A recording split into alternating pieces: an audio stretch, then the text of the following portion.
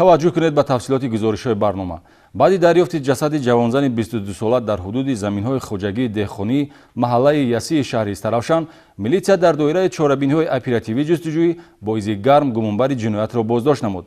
ба иттилои тафтишот, ҷавонзан ҳадафи ҷиноятии қасдона нагардида, қурбонии ҳаракатҳои ҷавони бемории рӯҳӣ дошта шудааст. ҳодисаи ҷиноятӣ саҳари рӯзи 12 июн ба қайд гирифта шуда, худи ҳамон рӯз дар доираи чорабиниҳои оперативии ҷустуҷӯӣ бо изи гарм гумонбари ҷиноят дастгир карда мешавад.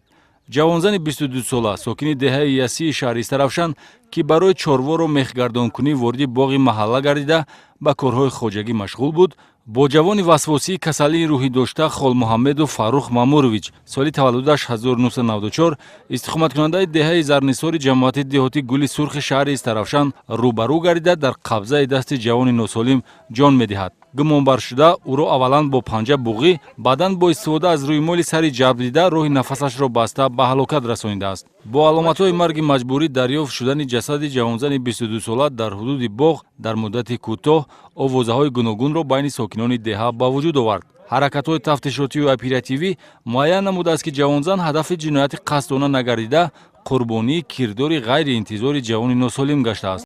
дар рафти тафтиши пешакии парвандаи ҷиноятӣ нисбати Холмуҳаммеду Фаррух Мамурович бо моддаи 104 қисми 1 кодекси ҷиноятии ҷумҳурии Тоҷикистон муайян карда шуд, ки гумонбаршуда Холмуҳаммеду Фаррух Мамурович ба бемории рӯҳии ташхиси ихтилоли шахсият ва рафтор, яъне психопатия гирифтор буда, аз соли 2017 дар қайди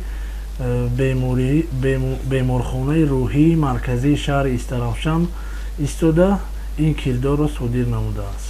ба иттилои тафтишот ҳеҷ гуна муносибате байни гумонбаршуда Фаррух Холмуҳаммедов ва ҷабрдида вуҷуд надошта, тафтиши пешакӣ омили сар задани ҷиноятро ба хуруҷи бемории рӯҳии гумонбар нисбат медиҳад, ки ҳангоми аз ҷониби ҷабрдида бонги ёрӣ задан, гумонбар аз тарси он ки ӯро хатар таҳдид мекунад, ба содир кардани ҷинояти махсусан вазнин иқдом кардааст.